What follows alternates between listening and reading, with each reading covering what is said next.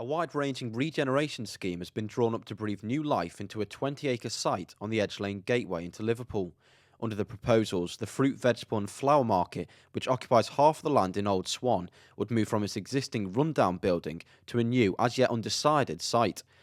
Around 10 acres of the site is set to be redeveloped as a new home for a Merseyside Police patrol hub.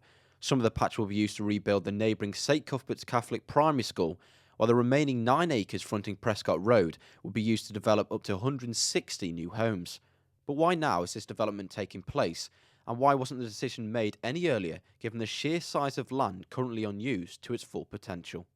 Well, regeneration schemes can take a long time to pull together and people get impatient, but I was first approached by the meat market traders actually a number of years ago who asked about potential new facilities for themselves, and at that time I came up with the idea of redeveloping the meat market and the fruit and veg market on this site, but it's an extremely large site and too large for the needs of the traders. The two sites currently under active consideration, very close to making a decision, I'd say within weeks, about making an actual decision about what we'll do. That's all been done in discussion with the traders themselves. They have not been kept in the dark about what we're doing, and they're happy with to go along with our plans. In fact, they've helped very much decide on what the eventual solution will be for their needs.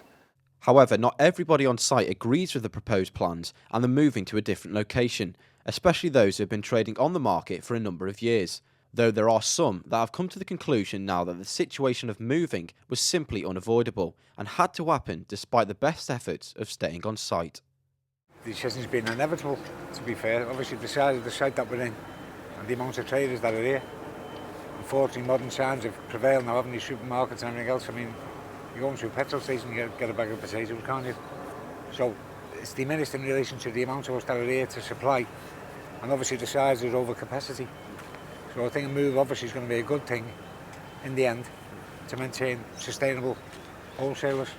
Of course you've got to go with the flow, but being here for so long, is it slightly sad as well, potentially Yeah, it's leaving very, us? very sad, because obviously the characters that have been in this market, the people that have worked here, and it's like the second heart of the city, to be honest, when it was in its prime.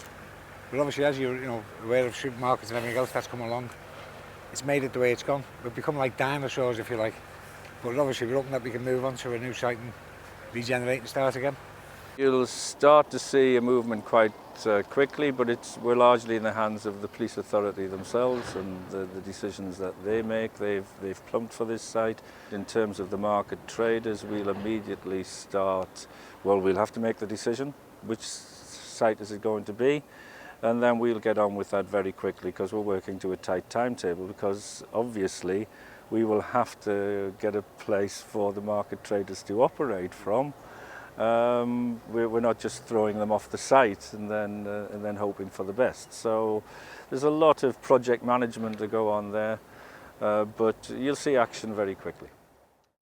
The entire scheme coincides with the other improvements that are currently underway in and around Edge Lane, including the new shopping park and the film and TV studios at the former Littlewoods building. The final piece of the jigsaw would see the City Council enter into a land swap agreement with Merseyside Police and see the site at Smithdown Lane used to expand the city's knowledge quarter, with a new development of office accommodation to attract businesses and jobs. Nathan Griffiths, Bay TV News.